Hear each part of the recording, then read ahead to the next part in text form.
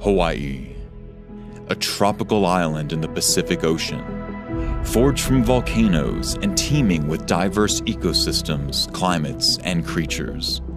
And for some, a laboratory for studying environments that could hold potential signs of ancient life on our neighboring planet, Mars.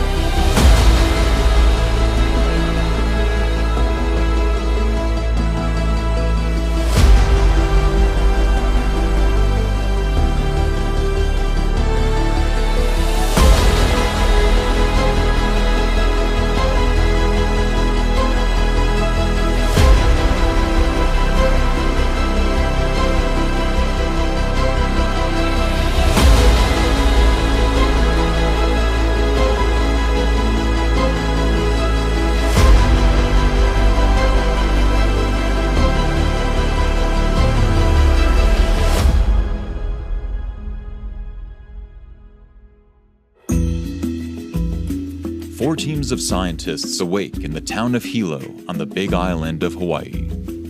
They're not here for the beautiful beaches, the stunning waterfalls, or the lush rainforests. These astrobiologists are journeying to the volcano known as Mauna Loa to investigate lava tubes, caves formed by molten lava of past eruptions, to test a suite of instruments for future missions to Mars. After arriving near the summit, the team set out on foot across the barren lava fields towards their field site.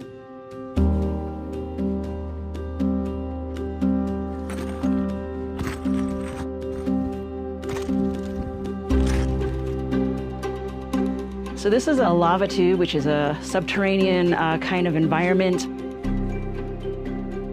And so it's analogous potentially to sites on Mars that we've identified from orbit. Mars is also a planet with a lot of basalt and obvious volcanism in the past. And we can see with imaging from space that there's things kind of like this skylight behind me that might be an entrance to a subterranean cavern. And so if life potentially exists there, that would be a great place to live because it's isolated from the surface, which is very hazardous for anything to live. Here, these tubes are actually teeming with life. And so they could potentially be relevant to what we might see on Mars. While all four teams have the same destination, they're all here for different reasons. Let's meet the teams.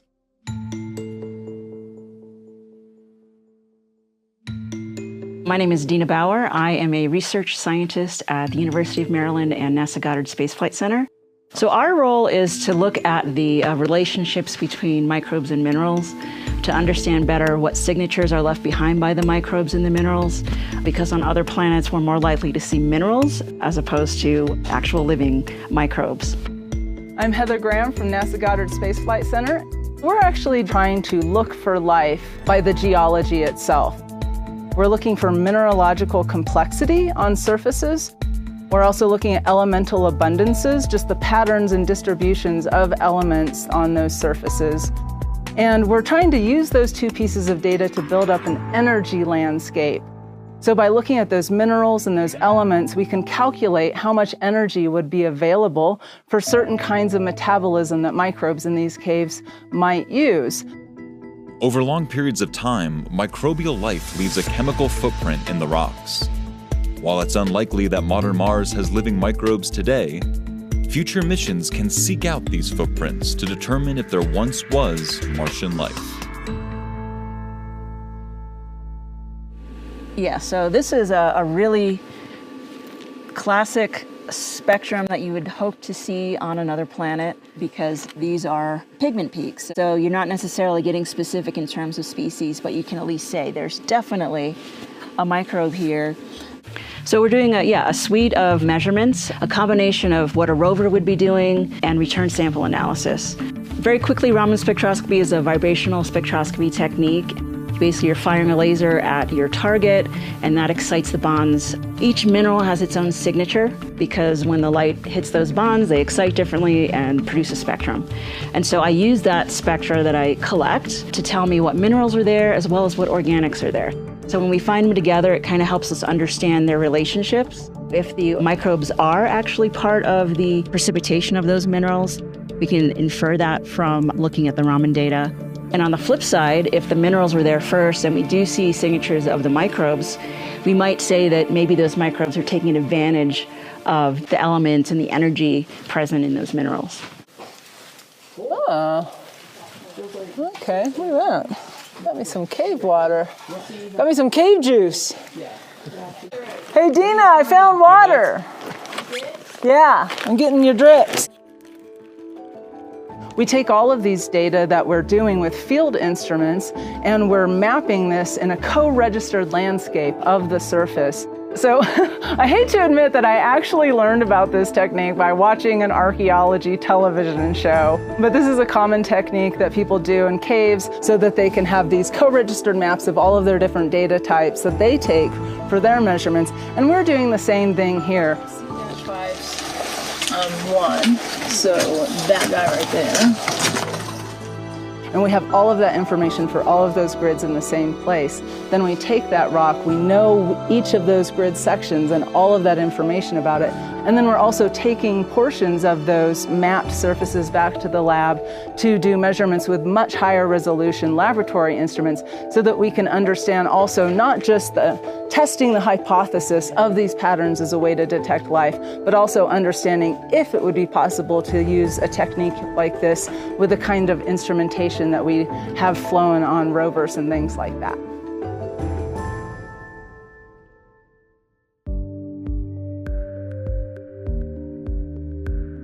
I'm Dr. Allie Fox.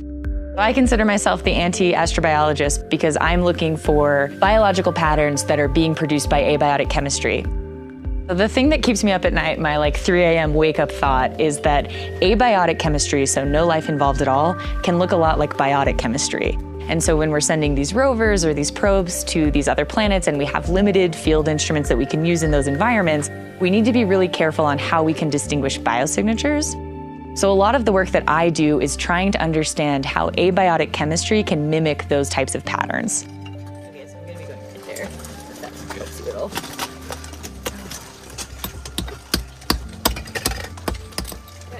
So I'm doing a combination of techniques that we can do in the field and then some techniques that we'll actually do back in our laboratory. So in the field, we're using an XRF, that's X-ray fluorescence, and that gives us an idea of what types of elements are present. So now it's switching to another beam that can actually see other types of elements, so it's adding a bunch in. So it's really helpful for me because it's not always clear from just looking at a rock that it's going to have really different mineralogy, but the difference in those elemental compositions, that tells us a lot about how that mineralogy is changing. So that's a quick, easy way for me to know that I'm getting the samples I'm interested in. And maybe in a couple of years, once I've recovered from being outside for this much, I'll be able to come back out and collect more samples. Understanding the chemical makeup of these rocks will bring Dr. Fox and her team one step closer to identifying true signs of life from false positives.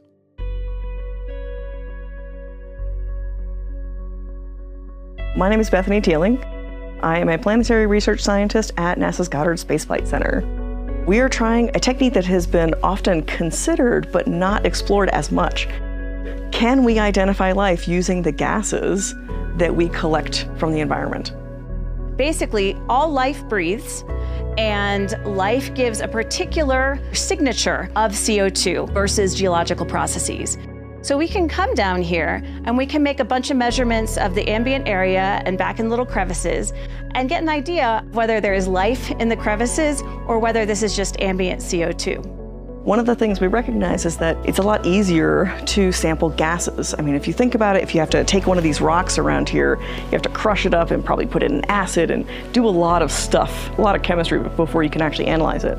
With the gas, you can send it directly into an instrument and get hopefully some results. So we're trying something new here, and we're trying to figure out if you can use the isotopes of carbon dioxide and methane to see if we can identify the life that we know is already here.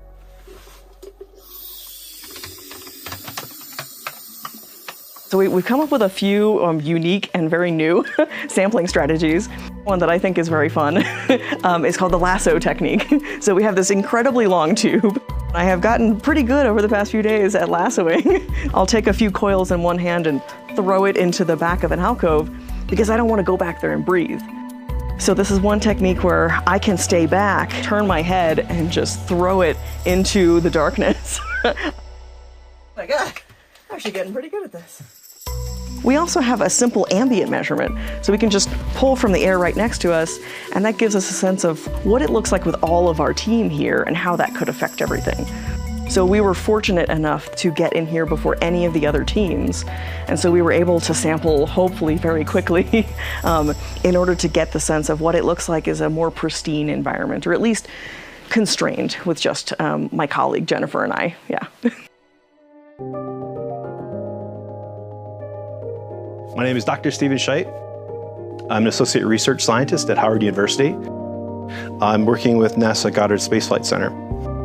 One of the things we're trying to do here is not just understand this lava tube. We're not just trying to understand the minerals, the life, or the geology. We're trying to understand the whole system.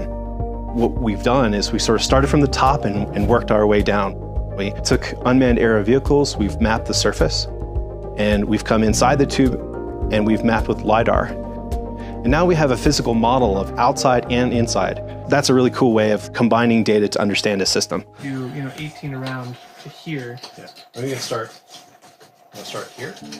My name's Zach Morse. I'm a postdoctoral research scientist at Howard University and NASA Goddard Space Flight Center. So we're mapping the interior of the tube using a specialized camera that collects long exposure shots of the interior of the cave while it's illuminated in UV light. Once we find a site, we set up a tripod, and we have a special device that allows us to rotate the camera at known set angles. And the geometry is set up so that when we take these pictures, that they will stitch into a perfect photosphere, where you have an environment where you can virtually stand and rotate your environment around. So in that process, Zach first collects the LiDAR from that point. We have a quick mount that detaches. We put on a lighting system that shines white light and has the camera. And then after we do that photosphere, we take that LED panel off and we add this UV system. And this helps us identify minerals or some biology that might fluoresce in UV that is hard to see with the naked eye. And our end goal is to create a full map of the tube that can also be viewed in augmented reality, so you can walk through the tube and see that data in situ as if it was projected on the walls with our light. One of the things that's really cool about this is once we have this full model of the tube, we can add digital assets anywhere in the tube. So if another team has collected samples or collected data in a location, we can add a virtual field flag. So we don't have to leave any physical markers in the tube. We can come back next year, and as long as the morphology is still the same, hold up the tablet and see exactly where samples were collected, where data was collected, and help guide future expeditions to this location. Building this full virtual system will take time, but even the raw data was already paying off in collaboration with other teams. It's interesting because we weren't entirely sure how those collaborations were going to happen before we came. There's someone who's looking for ATP, which is a tracer for biological material, and we were able to hand her an image that she could put on the iPad on her arm. It was so close to AR, augmented reality, that she could look at the colors, zoom in and look at features on the scale of millimeters to be able to tell whether or not she wanted to sample them or not. I can find it, yeah. So this is the only one that I can actually see, but only after you guys your technology pointed it out. So on this screen, here's this green, bright green areas, these two. Yeah. So they are right here and right here. Yeah. I'm going to concentrate right in the middle here. So they were able to target specific colors in the UV, get different swabs, and measure the amount of biological activity on different colors that showed up that are visible in UV, but you wouldn't see with the naked eye. It was a really great moment for all of us.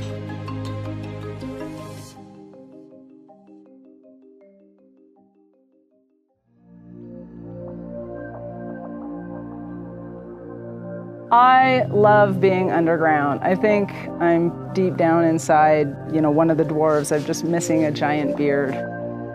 I love rocks, I love minerals, so it's just fascinating to be here for that reason. But I think the really cool thing about these environments is it is isolated from the surface. It's so quiet. It's a really chill kind of place to be, and there really is a lot going on, so there's just always something to see, always something to sample. Well, I think just being out in the field is great. Just be able to collect your own samples. And this is super important because you need to see the environment, you need to see where they were collected and not just a little crush sample that they give you, and I can collect what I want and much more to do my analysis in the lab. It's definitely a change. I'm normally sitting in a room of humming mass spectrometers by myself in the dark. It's still dark, so it's not that different.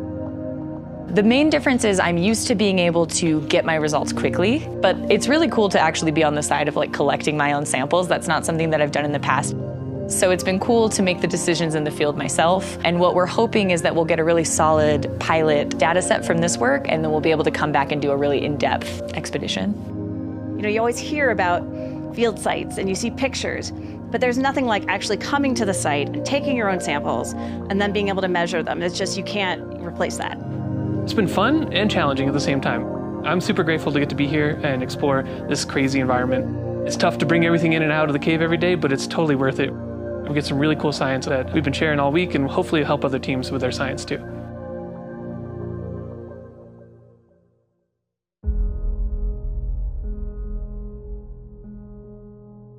It's a reasonable analog for Mars because if you're looking all around you, this is all made out of basalt. This is all volcanic rock. Mars was very much volcanic in the past, and so this could be a really good area for that. We know that there are skylights. We know there are lava tubes on Mars, and so this is a really great area to try to test that. When we think about geologic timescales, so like hundreds of millions of years, that's a long time for an organic molecule to survive. And for the most part, how they do it is by interacting with mineral surfaces. And some minerals, especially clay minerals, make a much better home for organic material, and it can protect them from a lot of different things. We've also done experiments in the lab that shows us it can also protect them from radiation, which is a big problem on a place like Mars. So for a long time, we used to think about follow the water, because we have this understanding that most life is probably going to need water. It certainly does here. And so we thought that if we just follow the water, that's the most likely place to look for life or look for habitable places. But really, we're coming to this understanding that there's really a need to understand energy potential. Are there the kinds of materials in there that would provide nutrients and energy sources for microbiology? So I think there should be a lot more work done, and hopefully a lot of sharing of data so we can have a really solid data set. So like when we do land on Mars eventually, we'll have a wealth of information to work with. These kind of instruments that we're using here in the field are what we call high heritage, which just means we've had a lot of practice building them and sending them places and making measurements on other planets with them. We're trying to find new ways, new strategies of looking for interesting information with just that kind of data. We could use the similar instruments, say on Perseverance rover, in a place like this. We might be able to use those same patterns and those same tools and techniques to identify the presence of life, past or present, on another world.